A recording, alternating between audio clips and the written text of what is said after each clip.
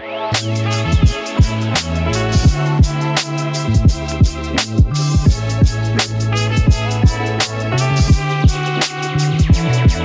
welcome to the Creekside podcast. What's up, everybody? Today we're in the back room, the members lounge, and we are joined by the one and only Jake Sanders, Crown Heads Oz Family Cigars. Thank you guys for having me. It's been a long time coming. It really has.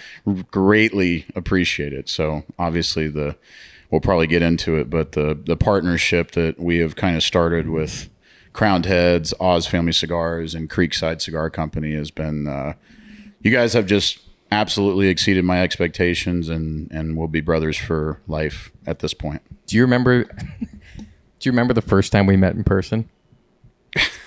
Vaguely. When you were texting me not knowing it was me? Yes. I felt so bad. It was terrible. No, it was so funny. Felt like an idiot. I've never told Noah this story, or anybody watching. We were at Mason Cigar Manor. I was there with Kunal from Aganorsa, and we were just meeting there because it was before Creekside opened. It was like under construction. So we were meeting, talking, getting the account open, whatever. And I've been texting Jake on and off for like a month, just about getting things rolling. At least a year. Maybe a year, was it? Yeah, at least a year. That's right, because you would always check in and be like, how's it going? Are you guys closer? What's going on? Well, it was, because our good friend Wes Thornton, he used to work for Crown Heads, which was probably the longest running employee for Crown Heads at the time. He had been with Crown Heads for about 10 years, and you guys had a great relationship. And then Wes said, hey, there's this guy named Dave who's moving back to Cincinnati or moving up to Cincinnati. They're building this beautiful lounge. And I'm like, I can't miss this opportunity. Yeah. Close to home. Yep. So we've been talking for a while, and but we never met in person. So I didn't know what Jake looked like. He didn't know what I looked like. And Jake walks into Mason Cigar Manor, but he's in Crown Head stuff, right. And he's handing everybody Crown Head cigars, and he's like, Jake Sanders, Crown Head Cigars, Jake Sanders, Crown Head Cigars. So I'm like, all right, this is Jake Sanders, Crown Head Cigars. And I'm like, but he was just kind of moving fast and giving out free cigars to everyone, so you weren't like fully. Yeah. You didn't fully hear. I was like, oh, I'm Dave, and I didn't say I'm with Creekside. I was just like, oh, I'm Dave, and it didn't register with me. Yeah. and then you were acting. You were acting like you have a very like great personality, and you're open and you're like happy and stuff like that. And I'm like, normally, if you just meet somebody in a cigar lounge, they're not, I guess, so open like that. Yeah. So like it should have registered with me, and I should have said, oh, I'm in Cincinnati. His name's Dave, but it didn't. and then out of and then Kunal or somebody said something about Creekside. But just like talking about Creekside, not that I am Creekside. Yeah. Well, I was just about to, didn't I text you? So then we're sitting there, and he whips out his phone. He starts texting me like, hey, I got to come by and see the shop. What are you doing later this afternoon? And I'm like, oh, maybe he doesn't want Kunal to know that, like, I'm like, I don't know, but okay, we can make this covert. Yeah. So I'm like, yeah, I can meet you there this afternoon. And then somebody said something to me that strongly alluded that I was part of Creekside. And you're like, oh, wait. Yeah. Are you Dave? Yeah. Yeah, exactly. I felt so that's how me and Jake met. Such an idiot. I was like, screw this guy. Yeah. Give me all your cigars. But anyway, that is how we met. And now it's been a year and a half of Creekside. And it's no mystery that we love Crown Heads. And it's no mystery that we love working with you, Jake. Yeah. And so I'm you. very excited. We've talked a lot about doing this podcast before we even had a podcast. Just to pull more of the curtain back, like we try and do as much as we can about the cigar industry and what it's like in your shoes and in hospitality and your background. Like it's also interesting. And so anyway, this is going to be a fun one. But before we do anything else, we got to talk about what we're smoking, and Noah's going to kick us off and say any kind words that he has to say to everyone in this room. Nice. Any kind words? Well, I got nothing but kind words for you guys. It's been an absolute pleasure getting to work at Creekside and meet people like Jake Sanders and forge new relationships, and the amount of support that we've received from Crown Heads alone. I mean, that's priceless. To get that endorsement from a company that's known for quality and the excellence that Crown Heads puts out, I mean, that feels good. That makes me feel like, I mean, and I already feel like that, but we're a part of something that's way bigger than anything that I ever imagined, right? Yeah. We've talked about that before. I thought, I was going to be a part-time guy at a local cigar lounge, and it grew into what it is now, and it's pretty awesome. No, Pretty freaking awesome. I think you should totally be happy like where you are, because you guys have created a great atmosphere, in a great location just within a year and a half or so. So it's I just think, as far as someone that started in the retail business as well, I mean, I couldn't imagine being in your shoes, like being, starting my first spot at this location, getting to have Dave's knowledge as far as what he's done in the past in the cigar industry, and also getting to get the inside scoop and creating something brand new, which will probably eventually, if not already, will arguably be the best lounge in the state of Ohio. So it's a pretty big deal, I would say, for you, Noah, and Connor and all the other staff that works here. Hell yeah. Nice. And because of Jake and all of the kind words he says to us, we smoke Crown Heads. No, it's because we love the cigars too. Yeah. Today we're smoking. Jake, you got to intro this because it's a pretty cool cigar. Yeah. Marinitos. Yes. So I wanted to bring something special to you guys. I didn't know that I was going to be handed a blind, which I'm sure we'll get into that, but a blind taste test here. That's how we do. But today we smoke with bands. Yeah. But I wanted to give you guys something special. So, like, obviously it's no secret that I love Mil Diaz. I smoked it way before I worked for Crowned Heads, when I still worked at Burn by Rocky Patel in Indianapolis. When it first came out in 2020, I fell in love with the cigar. I was probably the only reason, single-handedly, why we kept reordering Mil Diaz, because I just smoked it all the time. Yeah. And but in 2022, we came out with Marinitos, which was a Maduro wrapper, and this was way before the conception of the Mil Diaz Maduro as we know it today. But so this is the same blend as far as the binder, Nicaraguan binder, Peruvian, Costa Rican, and Nicaraguan fillers. But the original natural, if you call it, or whatever, is a Ecuadorian Habano. Yep. But this is an Ecuadorian grown Sumatra Maduro wrapper. Is Mil Diaz Maduro Sumatra Maduro? No, it's just Marinitos. It's a completely different blend. Oh. Yeah, so that's what made this so special. Well, not a complete, but just the wrapper change made this cigar so much different. How cool. And in 2022, I believe it was a 5.5 by 52. In my opinion, that probably top 5 favorite cigars ever. But this was a Radio Pichardo's favorite size, which is like a 6 1/8 by 48, Yep. which you should love it, Dave. I do. And but I still think that the first one in 2022 was a little better, but don't have any more of those. This is my last box of these. These came in a count of 12 box, and I just wanted to share something special with you guys. And it's still smoking beautifully. Yeah, it really is. Yeah. Black tea, roasted coffee, little spice. Yeah, like tiramisu type of There's like some sweetness in there. toffiness. Toffee for sure. Yeah.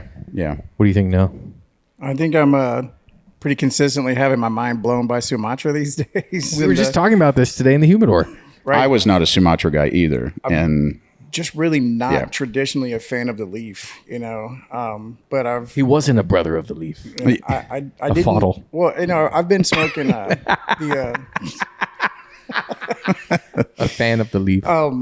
the Carnitas Rojas Street Tacos is one I just realized was Sumatra not too long ago, and then I just thought that was some sort of Habano. I knew it was a good cigar. I didn't really care. But then the Caratoba came out. I smoked that, and I was like, well, I really enjoyed this. HDA did the Phantom Fury. I was like, well, that's really good. Found out that was Sumatra, and then now this. Is that the green one that HDA did? Yeah. The new one? 5x48. I smoked it. Little ripper. I liked it. Yeah, it's I pretty smoked it at the Cigar Vault in PA, which is, they're a big fan of you guys Oakdale. as well. Cigar Vault, Oakdale. Yeah. That, they're probably watching this right now, Jake. Yeah. Well, no, they do. They're big fans. So I need to get I need to get them down here as well. Oh, that'd be so much fun. So, actually, your guys' your anniversary, your first year anniversary, I had an event the night before, the Behind the Blend event with Tim Osgener of Oz Family Cigars, and now CEO of Crowned Heads and Oz Family Cigars. We had an event there at Cigar Vault Oakdale in PA, and I actually drove through the night to be here the day that morning. So I got like 5 hours of sleep, got into Mason about like, I don't know, like 3 or 4 a.m. So good times. We appreciate the support. Yeah, and your dad was here and his whole crew. That was a fun day. Papa Sanders is a fun guy. Yeah, is he going to be here tomorrow? He was talking about it. So my dad thinks you guys just got it going on, man. He really does. He thinks that this is one, we're lake people, right?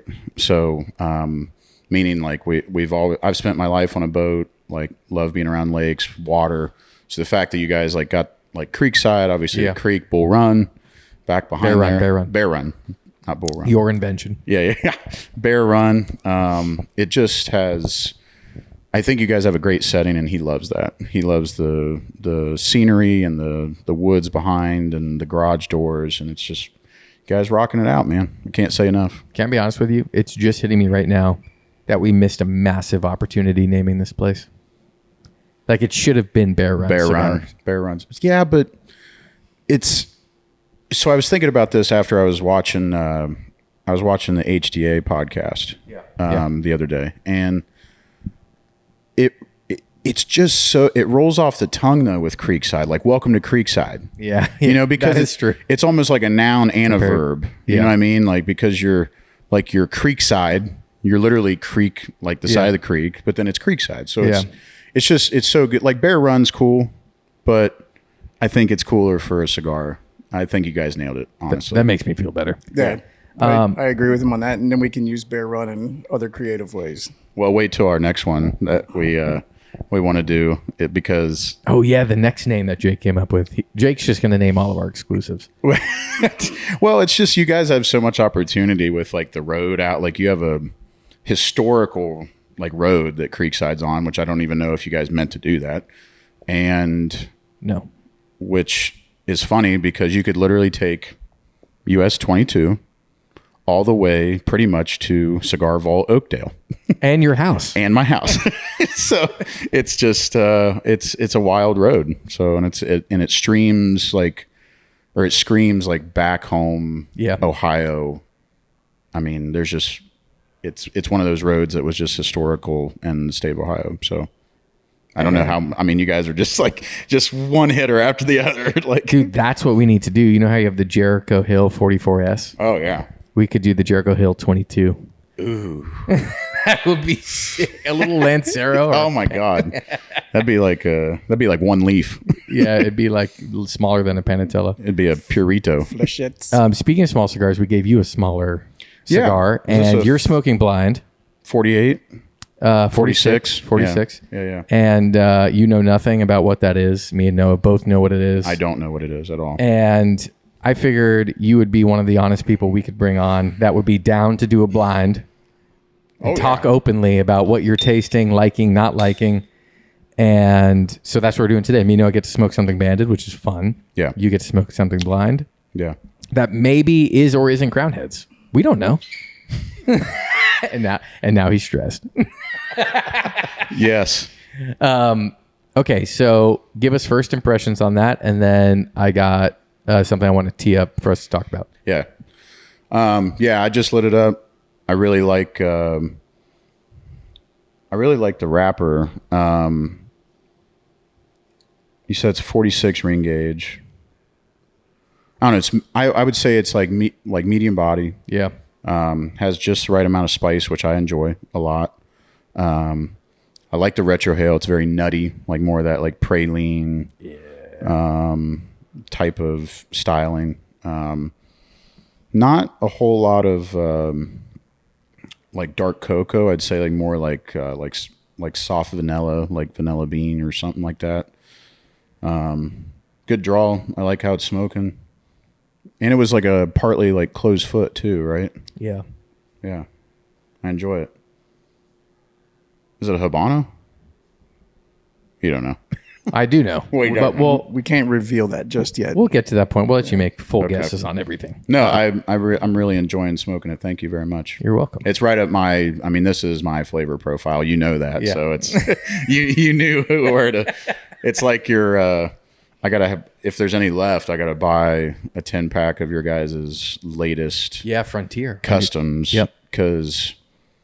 Which, folks, if you're wondering, I think that one smokes like a Behike 56. Like I agree. A Cohiba Cuban Behike. That is what I've been saying. I totally agree. It's like a more strength forward Habano. Like but it doesn't have the tinge. It's so soft. Yeah. It's very, there's very minimal spice to it.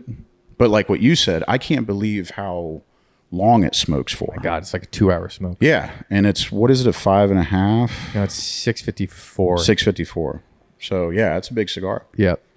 I mean, for anybody. But it moves slow. There's a lot of Viso in that sucker. Yeah, I love that. But that's why I like almost it. all Viso filler tobacco. Yeah, that's why I like it. And that's why it just moves like slowly down. Well, thank you for that ringing endorsement. Yeah, of course. If we have any left, you guys can check them out on our website. And if not, there'll be more. Not of that blend, but more customs. Yeah. Next time. It's a great blend. Get at it next time. All right. So Jake, you started your career at Tinderbox. Then you went and managed Burn, Rocky Patel's Lounge in Indianapolis. Now you're on the road with Crown Heads. Yeah.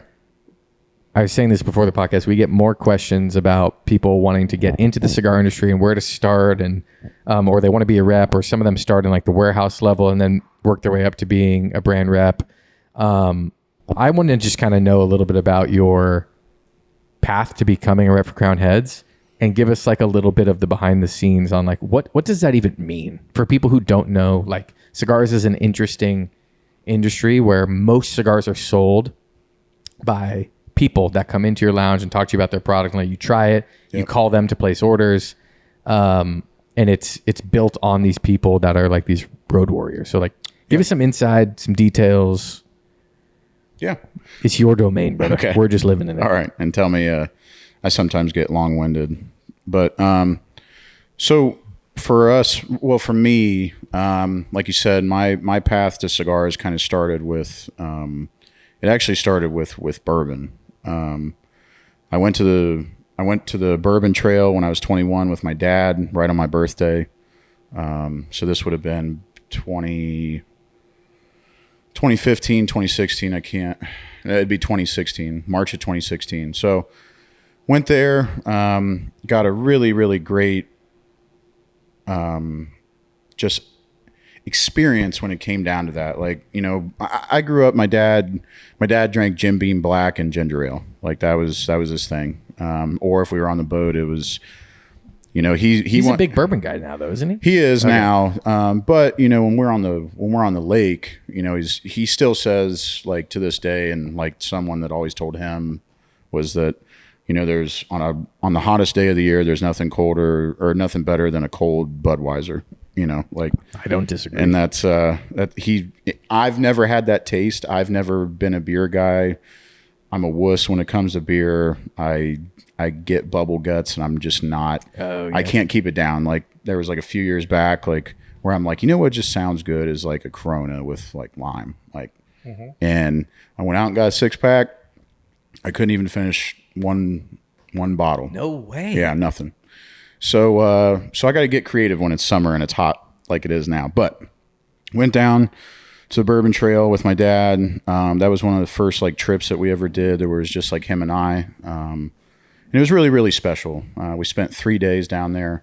Just like fell in love with the history. I fell in love because when you go down there, like I'm sure folks that are watching will know this, that have been down there before, that it's just a different world, man. You know, time slows down. Everybody's having fun. Totally. It's a different part of, it's Americana at its finest. Yes.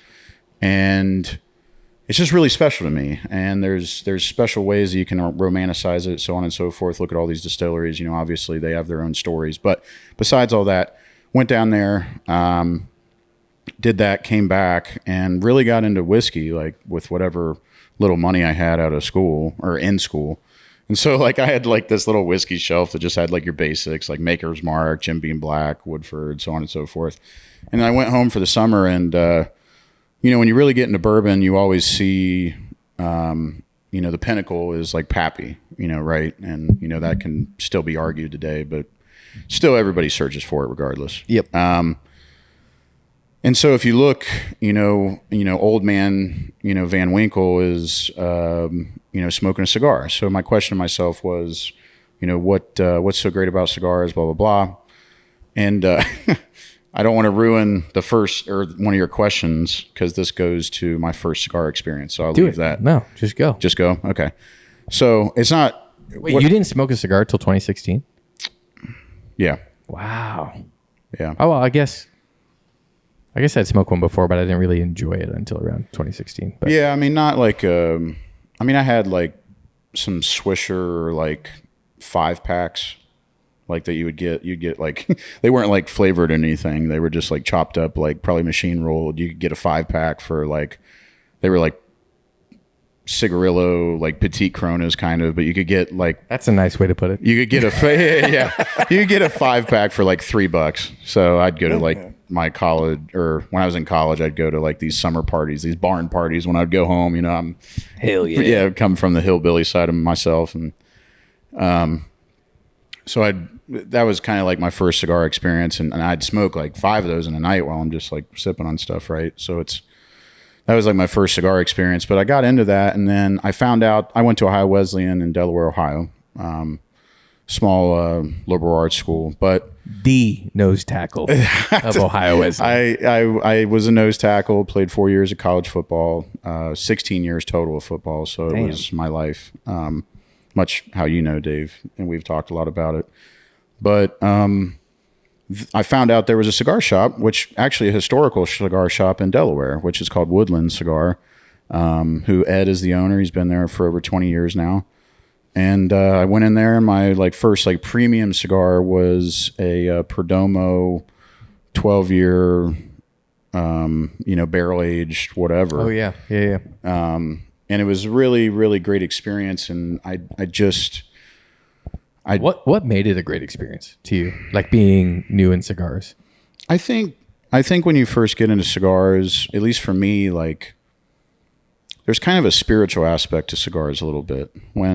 And what I mean by that is, you know, and I would love to have Miguel on here, you know, our VP of sales, because Miguel is one of those cigar historians, tobacco historians. Cincinnati historians. Yeah, Cincinnati. Like Miguel is super smart. And, but, you know, he talks about the natives and you can look all this up, but, you know, one of the spiritual things is the fact that smoke is rising to the heavens while we're smoking. And that's one of the things, I guess, it just like, kind of like incense a little bit. Like it just, like initially it just kind of calmed me down. And I came from a background where like drinking alcohol, smoking was highly prohibited, like amongst like the family. Like it was not, it just wasn't a thing that you made public, one, and you didn't really talk about it. Yeah. Right. So, it was kind of one of those things where it's like apostate, like how it's like an outcast thing to do. Like it's not, you just don't do that. So did that, got into cigars, and then when I would frequent Tinderbox, actually when I was at school. So I would drive to Delaware on the weekends, hang out at Tinderbox and go back. And then when I was at home for the summer from school, I would go to Tinderbox, and then when I finally graduated, they actually offered me, you know, a part-time gig. Oh, so, cool. And long story long, became best friends with Steve Crane, who's the GM at Tinderbox at Easton. Brian's the owner. Great people. We had a great crew. And then I really couldn't, you know, when you have 16 years of football and school and everything, at least in my mind, it's kind of like, now what? You know, like everything on paper, everyone says that you're supposed to be able to figure out what you want to do with your life, and everything leading up, you're supposed to know. And I thought I did know. I wanted to be a strength coach. That's what I went to school for. I have a human kinetics degree, kinesiology degree. and that's what I thought I wanted to do. And I got into cigars and whiskey, and then I realized I didn't want to be like a graduated assistant, a GA at a school. And I was dating Alicia, who now I'm engaged to. We've been together for 11 years. We needed to start our lives. I couldn't wait, 4 or 5 years being a GA at a high-end or D1 program. So it kind of developed into this thing. I had a couple dead-end jobs, couldn't keep anything together. Ended up working at a Amazon fulfillment center for 3 months. Damn. Worst 3 months of my life. I was going to say, that's a long road, actually, the last 3 months. I mean, it was 3 months, third shift, 410s. So 6:30 p.m. to 5 a.m. And it was very humbling. And it makes you realize what you really want out of life and what you really want to do. And it did. I was at the bottom. I was at the bottom of the barrel for myself. And coming from a guy that went to school, played football, everything's expected of you. Also being an only child, to go to the bottom of the barrel is pretty aggravating and embarrassing. So luckily, by God's good graces, I had my good friend Rob Wilson, who worked for Rocky Patel, now works for Perdomo. He called me up, said, "How's it going?" I said, just trying to make ends meet, so on and so forth. And he said, that's why I'm calling you. And Rocky's building a burn lounge in Indianapolis. No way. And he said, would that be something you're interested in? And I said, where do I sign? Yeah. So, and that was way before I even talked to Alicia too. So that was but she's so awesome, man. I'm super blessed. But Wait, did you commute to Indianapolis? I did for a short stint. Okay. Yeah. I did for about 2 or 3 months. I left Amazon like as soon as I possibly could and got the job, went through the interview process. It wasn't just like, hey, Jake, like this is your job now. It's, I went through the interview process. Obviously I had some good recommendations, from other people for myself, but still did the interview process, got the job. And I would leave on Monday, get there. I'd stay till Thursday, Friday night, and I'd drive home. And I did that for about 2 months or so. And then Burn opened December 5th, officially in 2019, which we all know that was a great time. Yeah. So right before COVID, we went through COVID, was a humidor manager at Burn. We actually ended up going through 2 GMs, but I was kind of the interim GM. It was kind of weird for, 25, 26-year-old, young man with a $6 million building in your hands a little bit. But in my opinion, you always, when you have passion and you enjoy the things that you do, you always step up because you're always looking for, at least for me. You're invested. You want it too. Yeah. And you're always wanting, you're wanting people to create a great experience. You're wanting to create a great experience. And if you if you hold yourself to a higher standard, that will automatically come. So what ended up happening is that I ended up being the general manager. I was around like 26, 27 at the time. And I was there until beginning of July of 2022. So, but before that, I kind of realized that, 70-hour work weeks,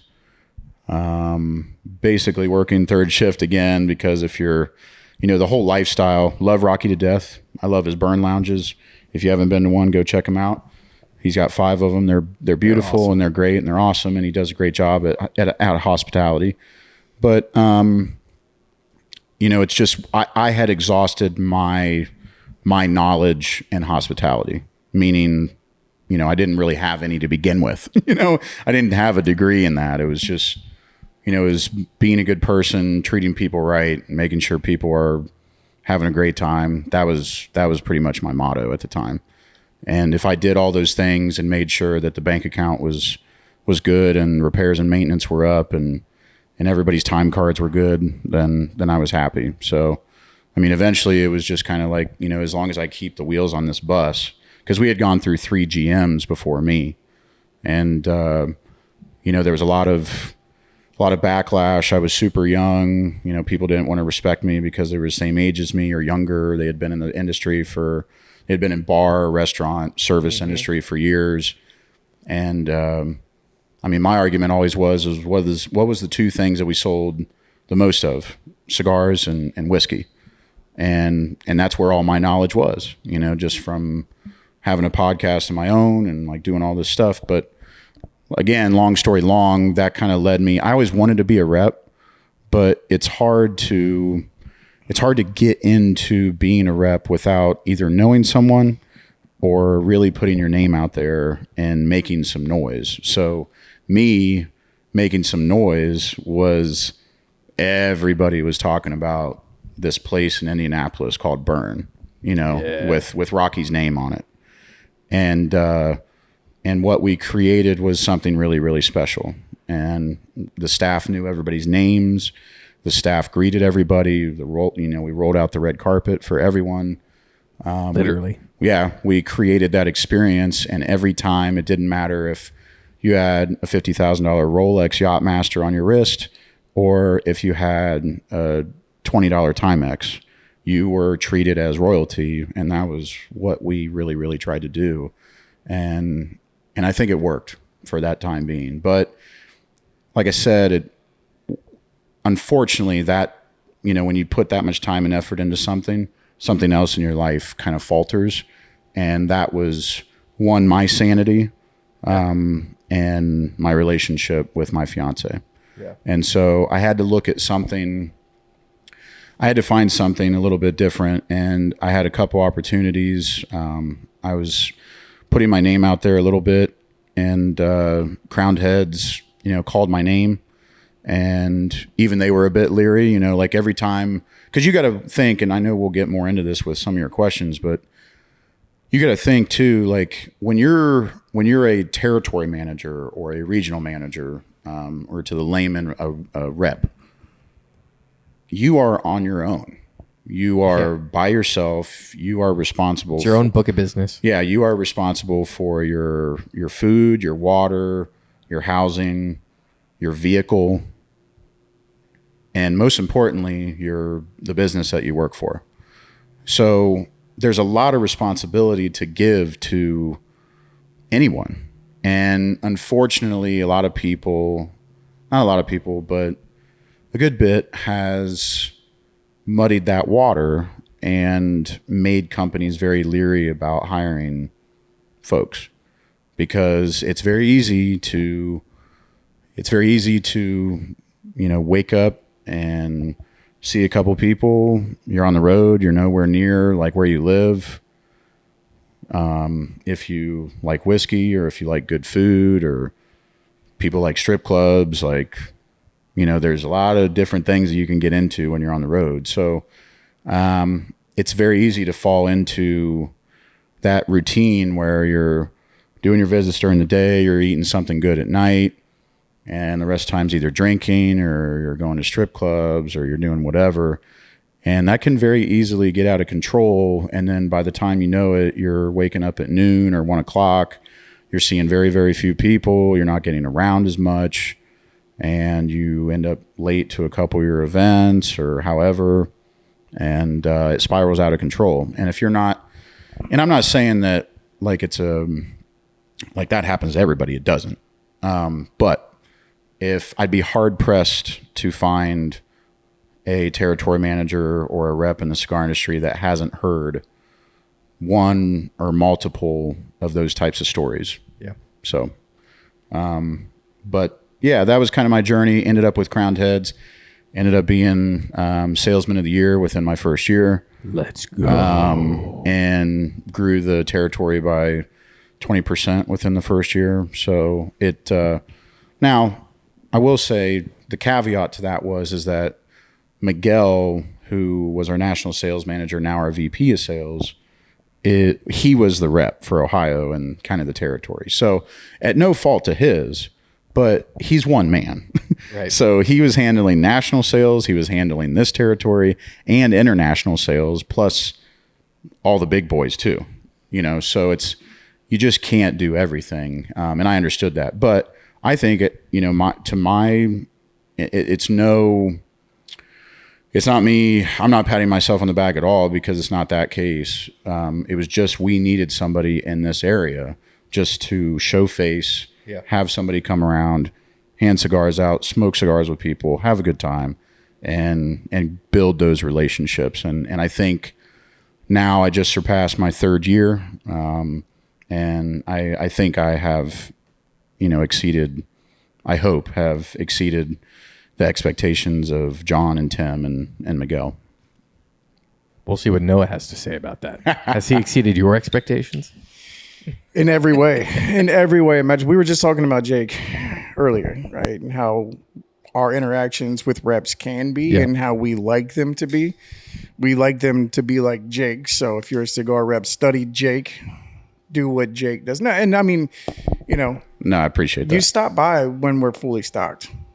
You just come to hang out. You say what's up. That's a good point. You just said you show your face, and it's not always a business transaction. I didn't know you when I first took over as the manager, and you just treated me the same as you treated everybody else. And that's a big thing from hospitality, right? And you could for sure kind of see that you cared about what you do. The passion is definitely there. And I appreciate that, because when we get to interact with people like you who are also passionate about this same thing that we create, and we get your good, positive feedback, or, negative if the time ever comes, like your feedback is important. I mean, if I slipped up, I would hope that you would tell me, we got an event coming up. If I did something that, stepped on your toes or cut you off in any way, you'd be like, hey, let's not ever do that again. Yeah. And I think that you would, but just in general, But see, that's great. That's great that you pointed that out, because, I think retailers really need, it's a respect thing, right?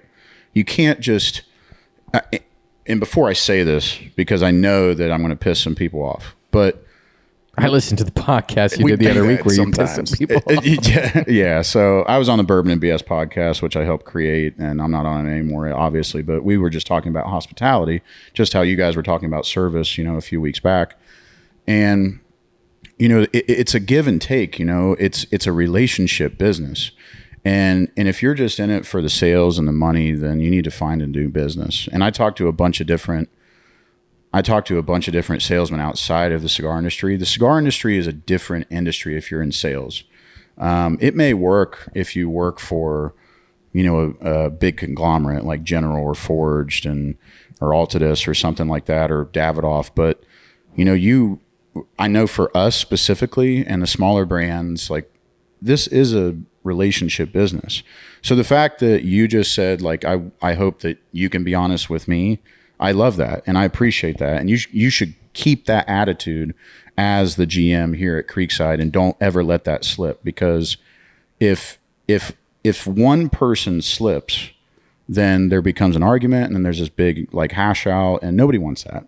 Like, obviously we're all here to make money, but the other thing is too, is like, this is our lifestyle, like, this is what this is for us. And it just comes down to being a good person, man. Like, if I would never get mad at you guys for doing something and being like, whatever, like, you can't do that. Like, it's a business, it's service. You're servicing the account. The account is servicing consumers. You just got to be cordial, and you got to act like a person, got to have humility.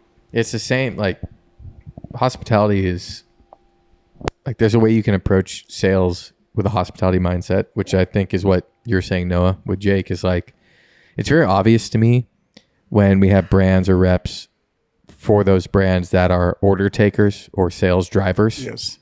And it's very obvious when you have people who are, granted, I understand they're here to sell cigars and make money, but they also care about the relationship, and they care about our business, and it makes me care about their business.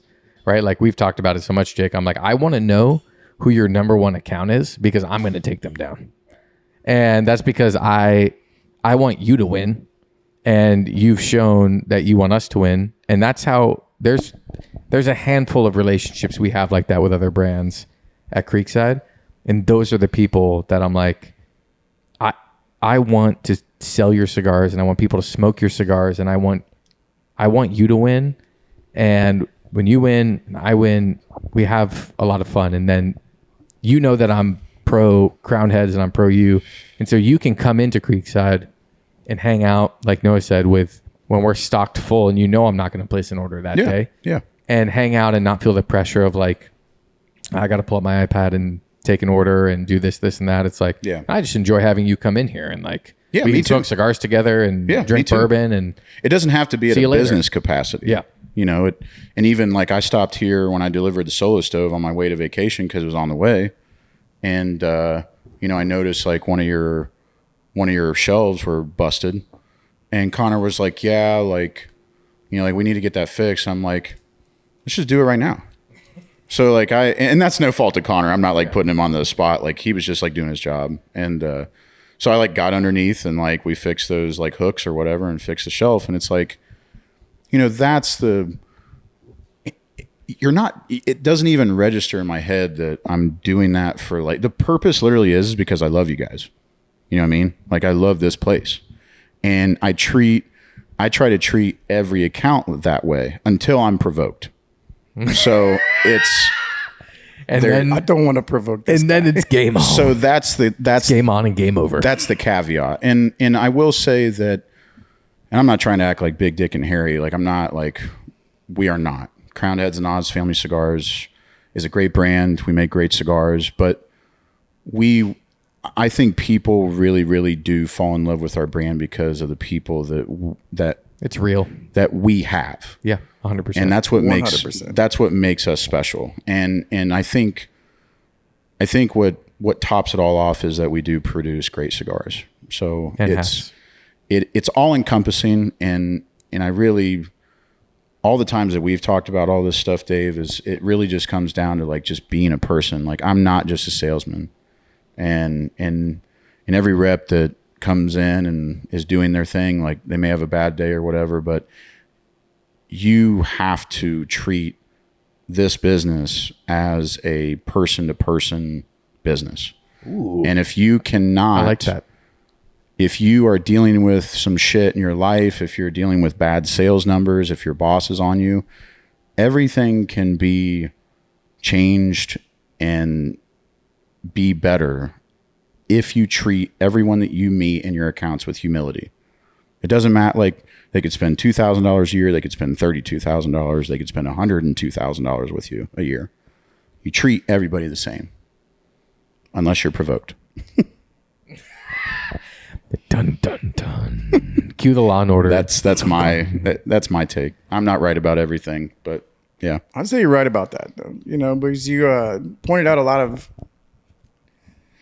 the points that you mentioned might seem simple, but then when you get into any industry, really, where you deal with people, you know, you talk about just be a good person. That's what you want to do, right? We're all people. Some people have bad days. You know, the way that you treat people and the way that you approach what you do is going to affect that person and you in a different way, because relationships, good ones will feed you, bad ones will drain you.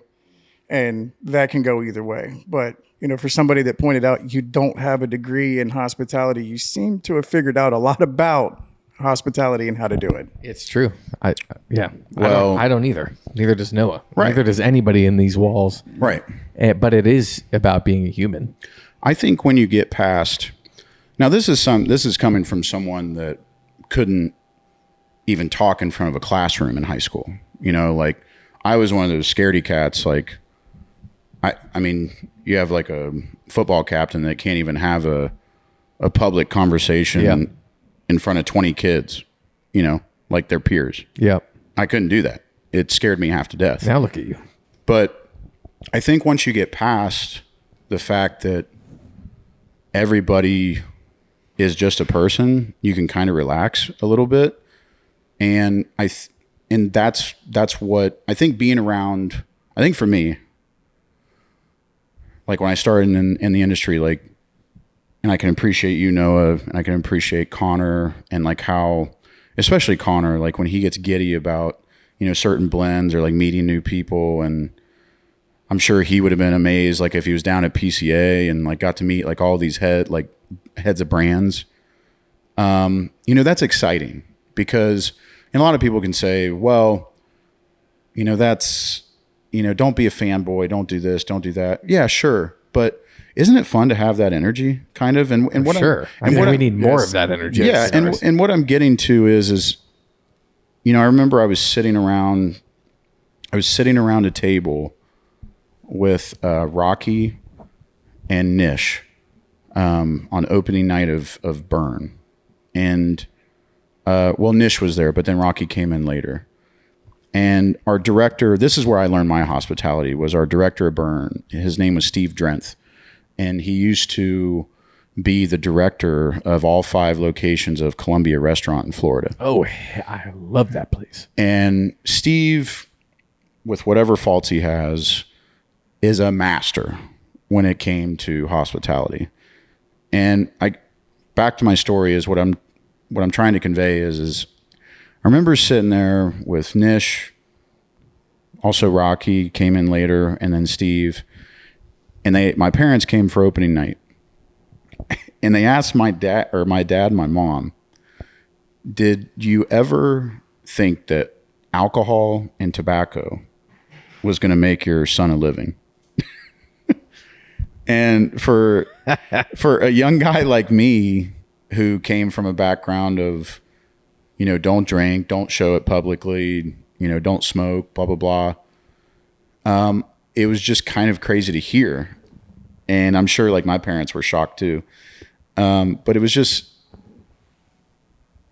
very humbling. And I think that was the moment where I'm like, we're all people, man. We're all the heads of these cigar industries, or all in the cigar industry, all the heads of these brands. All they want is to sit down and have a cigar, people to buy their cigars, and them to smoke good cigars with good company. Shit. So, and you'll know, just for those out there that are watching this, you'll know when heads of cigar companies want to be around you, because they'll sit down next to you and light up a cigar with you. Yeah. And doesn't that go for all of us? For sure. The same way? Because you don't want to waste time with somebody that you don't like or don't want to hang out with. You know what I mean? So it's all encompassing. And that's what makes this cigar. That's what makes this industry so special. Yeah, it's because it's a people to people business. Because I'm using that now because I like how you say that, because I've always believed, it's why I love working in the tobacco and specifically the cigar industry, is because it is all relationships. That is, you live and die by it. There's very few contracts. Well, and there's a lot of handshakes. You can only fake it for so long. Correct. You can only be a dick for so long before somebody calls you out, because that's how it is. And even the Sisters of the Leaf and the women in the industry are like that too. It's a no bullshit policy.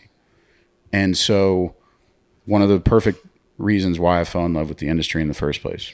So, and I try to treat everybody with respect, like I said, and until I'm provoked, and that's where that disrespect. When I feel disrespect from other people, well, for example, like I said on that podcast that unfortunately I think a majority of retailers have shitty attitudes, and you can take that with a grain of salt or take it for what it is, but they are. And it's a shame. It's a shame to watch, because when I was coming into the cigar industry, that's all I wanted to do is go see different stores and go to different locations and meet people, and people get bogged down. They let the world, weigh on them, and they're in the retail business. It's not an easy business. I get it. But I say that because I get treated like shit on a normal basis walking into a store. And I understand the perception, because the waters have been muddied because of other reps and other territory managers, from guys coming in just wanting their money. Yep. And I'm here to say that's not the case. I'm here to build a relationship with you. I don't want to just come in and get a $10,000 order. I want to build this with you and understand your humidor so I can best service you. And then get a $10,000 order. Sure. Sure. If it works up to that. Yeah. You know, but I think there's a perception there that give retailers a bad vision of what a rep is. Yeah. I totally agree. And it's not to their fault. It's just the truth is that you can't do this business with a shitty attitude. And there's a lot of people that have shitty attitudes. And that's bogged down. They're bogged down by the rest of the world and what they do with their day to day. And it's a shame. And we have to fix that. And I think you guys at Creekside are fixing that. You're fixing that perception of retailers. You're fixing that way of business. The old guard is being changed over. And I know me personally, I want to be a part of that new guard. Yep. Same. Myself, Tyler Jones with Espinoza, Eric Videla, who used to work with LFD, now with Oliva and PA. There's a shift happening. And I think as long as we all understand that this is a people-to-people business and that we're here to obviously make money, but we're here to have fun and be good to one another and get people excited about smoking cigars again. And by the way, if you want to make a lot of money, there's way better places to go do that than the cigar go do industry. something else. Like, go way faster, way more of it. Like, go do something else. Yeah. It takes a lot of time.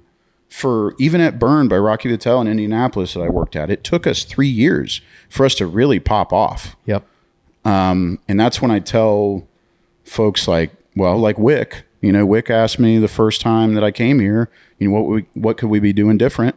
And honestly, I said, you guys keep doing what you're doing and just have fun and keep being innovative in what you're doing and coming up with new ideas. Don't lose the fire.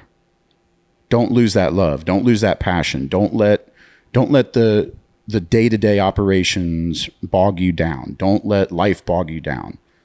Because once again, like it's pretty fun to sit here and smoke cigars. Uh-huh. And I don't, if that's too philosophical for the viewers, I don't mean to, but it's just, this is why I'm passionate about this. And if you ask John and you ask Miguel, like I'd love to get Miguel on here too, because the way that he talks about tobacco is really special. And the one thing that still holds true is that we're all still sitting here just lighting dead leaves. And new, really beautiful packaged dead leaves. Yes, yeah, you got the new La Imperiosa. Thank God. I'm so glad it came in. People, a new branding. I took the footband off, but La Imperiosa has on the more like full-bodied side of Crown Heads. This is my favorite, and I used to always smoke it in the Dukes, and then I found the Corona Gorda, and it was game over. Or the Magicos. Then I found Corona Gorda, and when you all showed me this at PCA with the new bands, I'm like, yeah. I'm gonna have a hard time not smoking this when I reach for when I want something hearty. Yeah. It's so beautiful, and the cigar is so damn good. See, for me, that's Jericho Hill. Sorry, no, I cut you off. No, I was just saying it's a great stick. Jericho Hill is also good. But what's really good is this Mil Días. The Marinitos, yeah. Thing. I'm glad you're getting to smoke it. It's absolutely fantastic. What do you think about that cigar, Jake? I like this a lot. I've had to relight it a couple times because I've been talking so much. But no, I think it's super, super easy draw. Construction's great. What's funny is you and John and Miguel are turning me into a small ring gauge guy. Skinny ring king. And what's crazy is we should get Skinny ring king pins. Skinny ring king. And hats. We have a sampler on the website called Skinny Ring King. Oh, you need lapels. We need lapel pins. Or coins. Get some challenge coins. Yeah. Get no on it. I do like challenge coins. Yeah. And skinny rings. I got one in my pocket right now. Let's go. But yeah, I like this. I like it a lot. Like I said, it's got the right amount of spice on that back end that I really enjoy. Just enough to give it a little bit of body. No, it's really good. I want you both to answer this. If you could right now craft any blend, what would the size be? What would the tobaccos be? What would the profile be? Where would you make it? I want to know. Do you know right off the top, Noah? I mean, not right off the top. I guess I could say the one that I did craft, right? Well, you're working on it. And so it's being, Oh, you're working on one? it's in the Noah's got process. one in the sampling phase. Hell yeah. Yeah. Going to be one of our customs. So we can't talk about it though, right? No, he can. We'll That's talk why about it a little bit. Yeah. Go And for so it. that blend is what I kind of decided I really liked in the beginning of smoking cigars was that I didn't really like Connecticut shades at all until I found it was the EP Carrillo and it was their new wave, but it was new wave Reserva, right? And so I later found out that had a broadleaf binder under a Connecticut wrapper, which brings it, to a medium body, and it kind of gives you that dichotomy of the broadleaf and the Connecticut shade. And if I was I'd fill it with Nicaraguan tobacco, probably a lot of jalapa and some Ligero and maybe some broadleaf in there. Woo. In the filler, because I like a hearty cigar. I also like medium plus. I find myself these days smoking more medium cigars than in the beginning, because I didn't like Connecticut's, and everybody was like, keep smoking the lighter cigars when you're newer. The other ones will run you off, and I just jumped to the opposite end of the spectrum. It's like I like it way over here better, and then I kind of back down to mostly smoking medium. But that's what you're going to end up with a nice soft Connecticut shade wrapper. It's got the delicate aspects that you like about cigars, and then a hearty filler. Well, you've reached your blending palette. You've reached because you'll see that same trajectory with a lot of people that blend cigars, where they'll go, mild and then full, and then back down, and they'll land somewhere in the medium range. And I can say this because that's exactly what I did. Is I had a few Connecticut's, even though my first cigar was that Perdomo. And it went to like Mi Querida, Gran Cajonu by Tatuaje. Yeah. Oh, God, so good. I really fell in love with Aroa, the CBT Maduro. That thing was fantastic. And then I ended up somewhere like with Espinosa Laranja. There used to be an old brand that AJ Fernandez blended for somebody that was called Sublime that I absolutely loved. Came in like a 30 count big box humidor looking thing. And I was also like, when I first started the AJ Fernandez New World came out, and that like took the world by storm because it was like $6. Yep. And man, I sold a shit ton of that. So, and then I just started like smoking more medium body stuff. And now pretty much I'm straight medium most of the time, unless I mix in La Imperiosa, Jericho Hill, stuff like that. So good. I'm just enjoying this. That's the Corona. Yeah, it's so delicious. Okay, no, it's you have to answer the question though, Jake. Okay. So for me, blend your cigar. Well, so I did blend my own cigar, and it wasn't exactly what I was hoping it to be. So even more interesting. Yeah, so we went down to Ernesto's factory, Ernesto Perez Carrillo, which is Casa Carrillo now in Santiago, Dominican Republic. When was this? This was December of 2022. So a few years ago. And no, 23, sorry.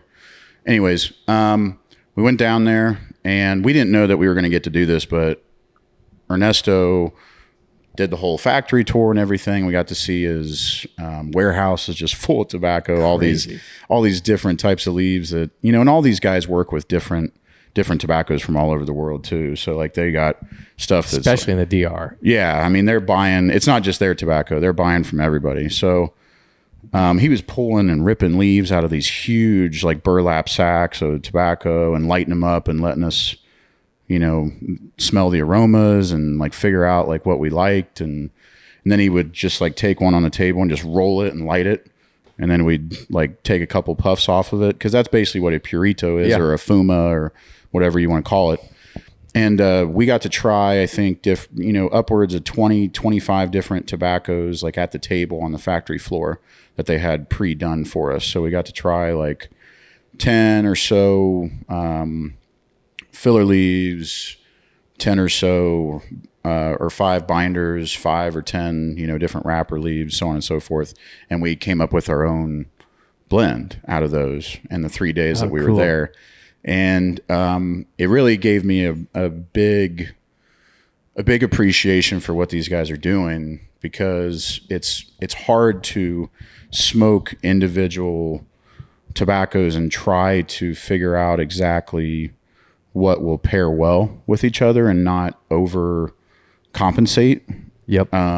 With the next leaf. So like, and I was sitting I specifically put myself across from Ernie, because while we were smoking these every day, because I wanted to, and he was watching me too, because he was wanting to know what I liked and what I didn't like. And, we had this, I'll never forget it. We had this Homistron, Honduran Homistron, Ligero.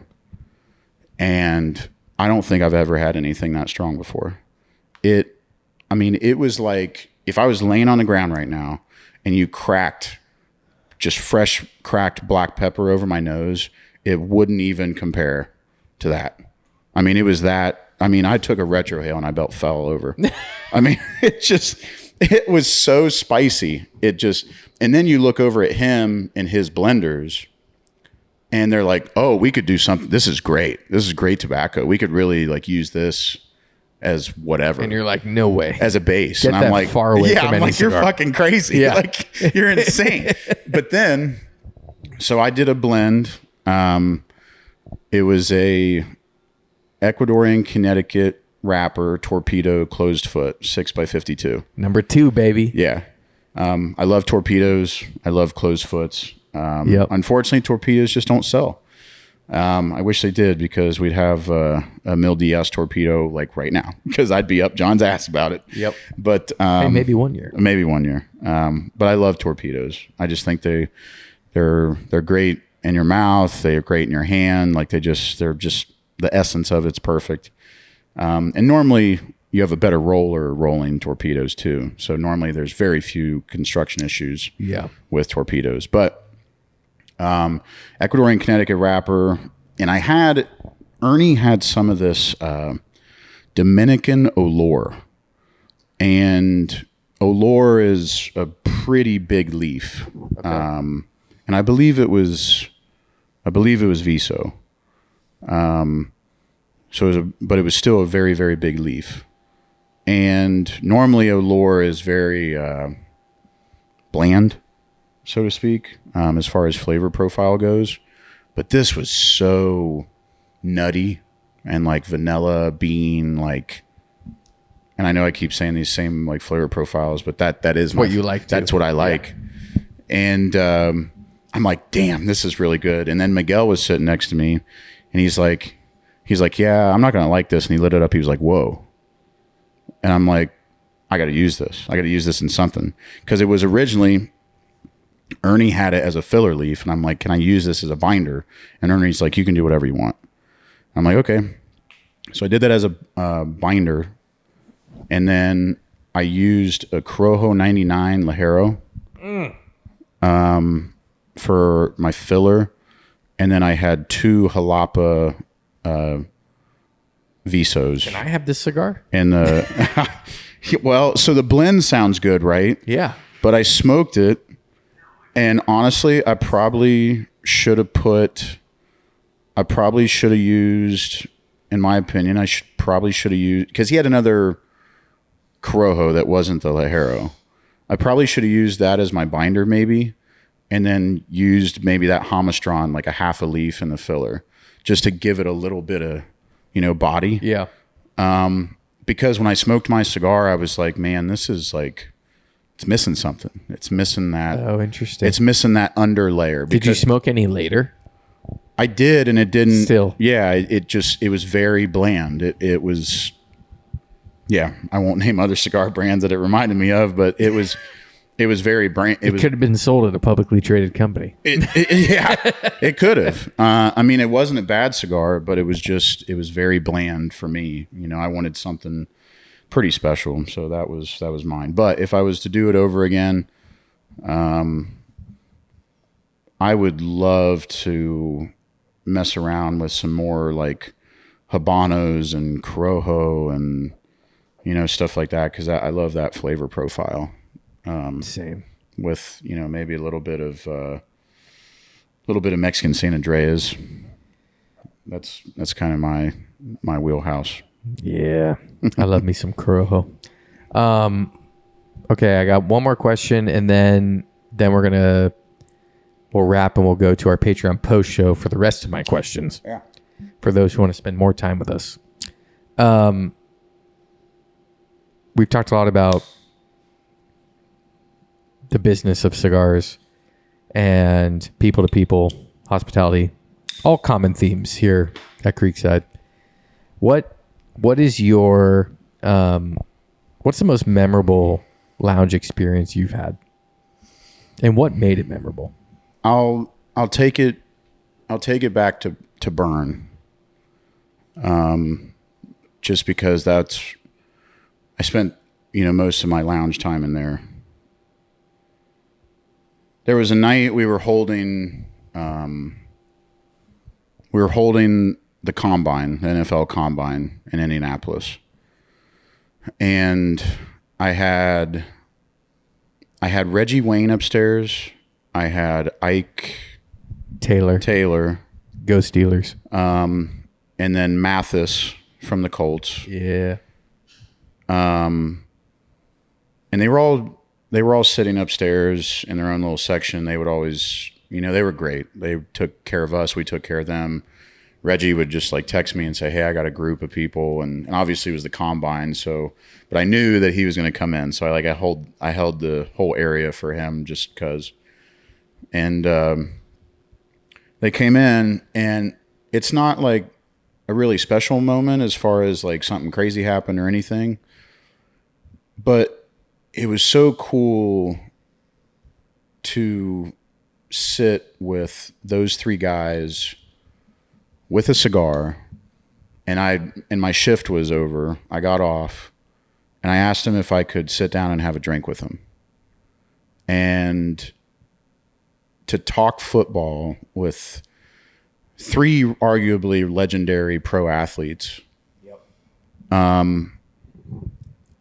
for an older football guy like me and then listen to them talk about it, it was so cool just to hear that it didn't matter that I went to just a Division III school, and it didn't matter my size or whatever. If the respect was there, and we could talk about plays, and now obviously these guys are talking about Super Bowls and stuff like that, and people that they hit, and different plays that rocked them and stuff like that. And we're sitting there talking two totally different levels of athleticism, right?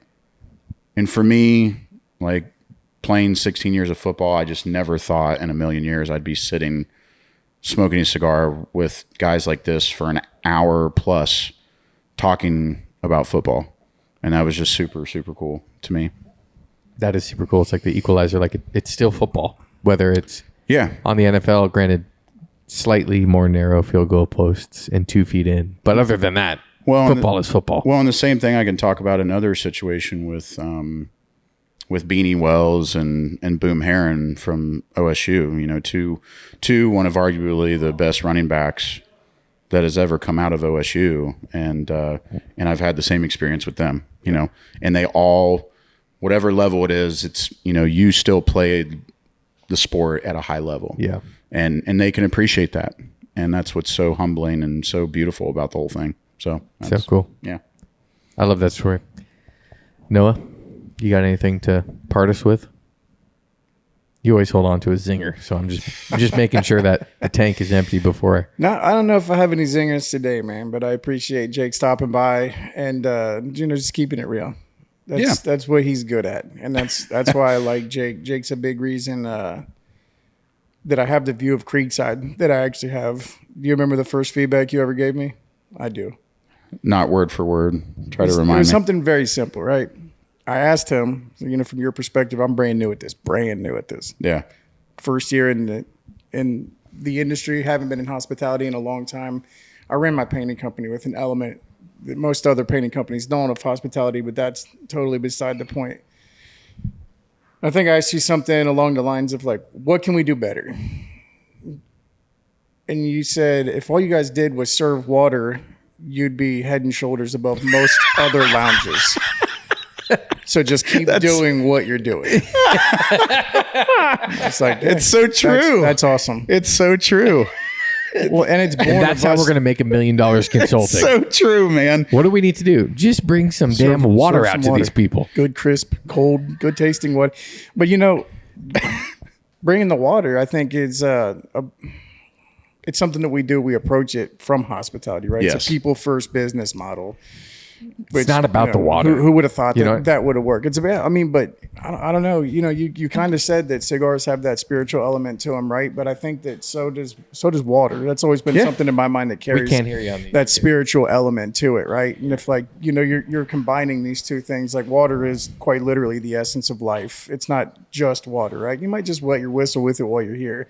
Well, I think it carries a deeper meaning, and the reason why we do it is just to ensure that you're a little bit more comfortable. Why do we carry? We have our own glassware. Some people bring theirs. Yep. We still have it. We still bring the water out to you. You don't want it, we're still going to give it to you. And everything that we do here is just based on us being genuine and caring about people. And I think you hammered on that quite a bit in this conversation today. It still holds true, brother. That's the first thing I hear from anybody on the outside of these walls. About Creekside? Yes. Is the water? Is the water. That I can't tell you how happy that makes. It's the first thing that I hear every time, dude. It's probably the number one when we first opened with our original staff. It was the number one thing that I would never let go, because nobody does it unless and I would they're hold the a line bar. to an annoying level. Yeah. If I didn't see it, I would call it out every time. And sometimes it was met with the most common response when we first opened, if the water wasn't brought out, was, well, I asked them and they said they didn't want water. And what I always say is, there's nowhere in our operating procedures that says you are to ask somebody if they want water. Yeah, it simply says, just bring it. Bring them the water. I don't care if they come in with a Stanley, a Yeti, and a gallon of water. Yeah. Leave a decanter. Leave a decanter of Unless water. they rebuke you at the table. Yeah. And say, do not put this here. Yeah. Yeah. You bring the water. Because somebody's going to drink it. And even if it sits It doesn't there. matter. It sets a tone. Like, we are here to serve you. Yep. Amen. You're going to get thirsty. Amen.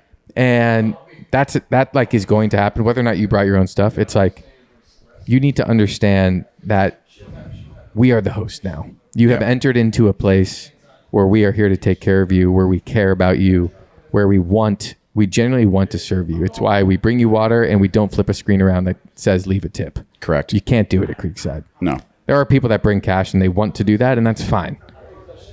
But it is not the expectation, because this is what we sell. We sell the experience. We sell you feeling comfortable. We sell the fact that you're going to want to come back, cigar in hand or not, to just be in this place. Correct. And so I've never heard you say that you've heard that from other people, but it makes me really happy, because I'm like, the water is like, if we wrote a book on Creekside hospitality, it would be like, the title of it would be like, bring out the damn water.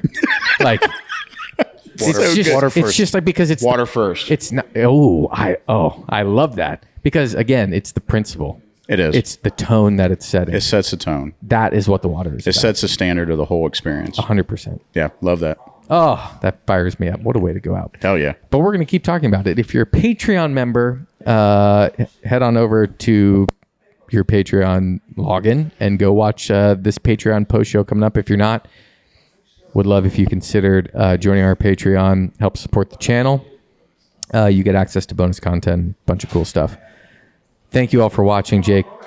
Really appreciate you coming on. Yeah. Thank you, Spitting Dave. honesty. And before we go, you thought I forgot. He's smoking blind. I am So I got ahead of myself. I need a final review, and then you got to guess what it is and and maybe like a prominent tobacco or something. Jeez. Country of origin. This is the hard part. I got to do it now. Right now. Right now. Okay. You get one more puff. Look Look at that water. And it's Look at not- that. Yeah. Yeah, he's got water. Look. Water. Look, right on camera. Right on camera. Look at him. He's right behind me. There you go. Genuine hospitality. Bring the water. Freaking Connor, brother. My next one, I want Connor, though. No offense. I love you. I just want Connor. Connor comes with a different fee. We were talking about the waters. So, like, you just, like, came right on cue, bro. Perfect. And a Pellegrino. Yeah. No, I'd say it's medium body, super smooth. It's either a Habano or a Corojo wrapper. Country. Nicaraguan fillers. You did pretty damn good. Because, yeah. It is Corojo wrapper. It is Nicaraguan fillers. Okay. It's all Corojo wrapper, binder, fillers. It is from Nicaragua, and it is the Rojas Blue Bonnet. I've never smoked it. Corojo Puro, basically. I like it. And I'm like it. obsessed with that cigar right now. Yeah, I like it a lot. Thank you. Great stick. And I get that Great like stick. sweet vanilla bean. Yes. There's baking spices. There's some dried fruit. It's clean. It's easy to smoke. There's not a ton of body, but a lot through the retrohale. And it doesn't have like a tinge to it. No. It doesn't leave like a bad tinge in your mouth either. Yeah, it's That's super what clean. I really like it. What is this retail for? $10. We got to step it up, man. I don't know. I love our shit, but man, like $10. That's awesome. That thing's- $9.95. 10 flat. 10 flat. Jeez. He also like owns his factory. Like he's vertically Yeah. integrated, so Yeah, he's yeah. got some competitive advantages that others do not. That's awesome, man. But Rojas, keep it up. I think it's a great cigar. Yeah. All right, folks. Patreon post show time. Thank you all for watching. Thank you for listening. Give it a like. Give it a subscribe. We got 10,000 followers or subscribers now on YouTube as of today. Thank yeah. you. So thank you to all 10,000 of you. That was the first thing I watched when I woke up and I sent you that picture. Yeah. I was watching John's. Go check out the behind the scenes, Dave's vlog, number 2, right? Mm-hmm. Second vlog on the inside scoop of the Crowned Heads HQ. That was awesome. Yeah, it's Thanks for pretty fun. going down there and doing that. Yeah, it was a blast. All right, y'all. Talk to you soon. Go smoke in good company with water. Cheers. Peace.